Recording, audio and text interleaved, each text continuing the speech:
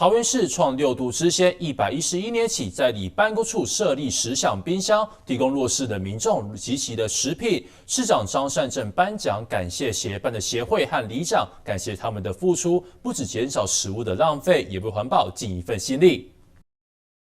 桃园创6度之先，邀集桃园市区里组织社会服务协会、台湾食物联合会、新义社会福利慈善事业基金会等单位，从110年起，在各里的办公处设置10项冰箱，提供社区弱势的民众免费的集齐食品，不止减少浪费，还能为环保尽一份心力。我们一个10项银行、10项冰箱，这是一个不要浪费我们食物的一个做法。谢谢我们新义基金会，我们卢副执行长这边一起跟我们参与。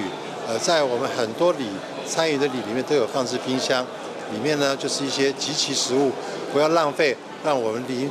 面需要的民众可以来享用。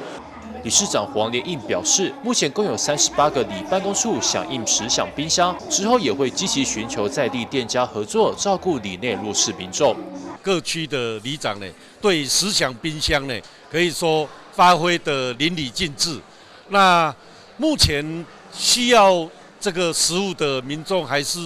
比较乡下一点的地方，还是蛮多的啦吼。未来桃园市将持续推广10项冰箱，以516个里作为目标数，要让10项冰箱成为社区的大厨房，达到食物再利用、资源不浪费的目标。桃园新闻中城史凯伦报道。